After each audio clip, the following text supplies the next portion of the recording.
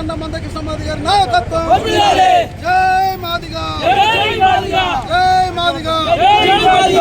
Madiga reservation పోరాట సమితి, వర్ధిల్లాలి మాదిగ రిజర్వేషన్ పోరాట సమితి.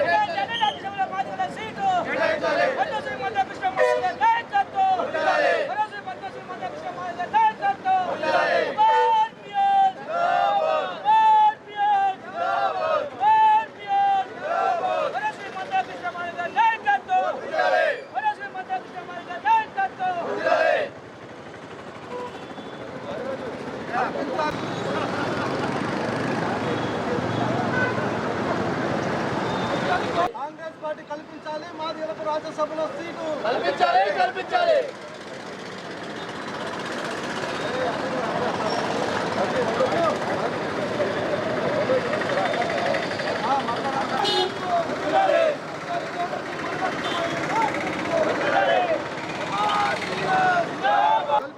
రాజ్యసభలో మాదిగలకు స్థానం, వర్ధిల్లాలి గౌరవ శ్రీ మందకృష్ణ మాదిగ గారి నాయకత్వం. జై మాదిగా, జై మాదిగా. వర్ధిల్లాలి పద్మశ్రీ అన్న మందకృష్ణ మాదిగ గారి నాయకత్వం. వర్ధిల్లాలి పద్మశ్రీ అన్న మందకృష్ణ మాదిగ గారి నాయకత్వం. జై మాదిగా, జై మాదిగా. వర్ధిల్లాలి మాదిగ రిజర్వేషన్ పోరాట సమితి.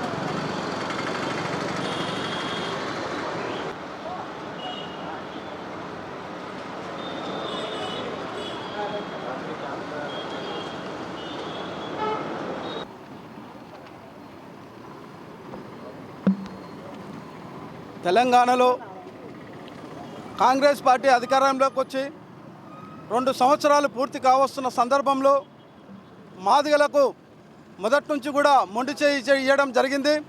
రేవంత్ రెడ్డి గారు ముఖ్యమంత్రి గారికి ఒకటే విజ్ఞప్తి చేస్తూ ఉన్నాం, డిమాండ్ చేస్తూ ఉన్నాం.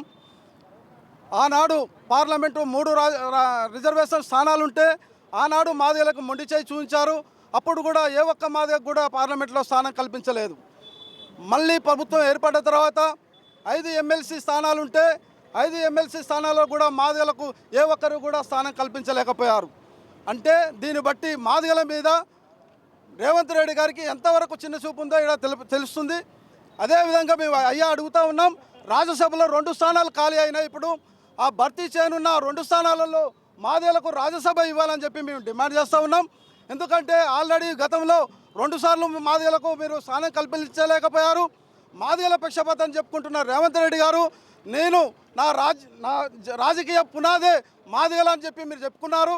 జడ్పీటీసీ స్థాయి నుంచి ముఖ్యమంత్రి స్థాయి దాకా మాదిగల ఓట్ల ద్వారా నేను గెలిచాను, మాదిగలే నాకు ఉపయోగపడ్డారు, మాదిగలే నన్ను ముందుండి నడిపించారని గొప్పలు చెప్పుకున్న రేవంత్ రెడ్డి గారు ఇప్పటికైనా మాదిగల మీద చిత్తశుద్ధి ఉంటే ఈ రాజ్యసభలో మాదిగలకు స్థానం కల్పించాలని నేను రేవంత్ రెడ్డి గారిని విజ్ఞప్తి చేస్తూ ఉన్నాం, డిమాండ్ చేస్తాను. అదేవిధంగా ఈసారి మీరు రాజ్యసభలో మాదిగలకు స్థానం కల్పించకపోతే కాంగ్రెస్ పార్టీకి మాదిగలు తగిన బుద్ధి చెప్తారని నేను కాంగ్రెస్ ప్రభుత్వాన్ని హెచ్చరిస్తూ ఉన్నాం.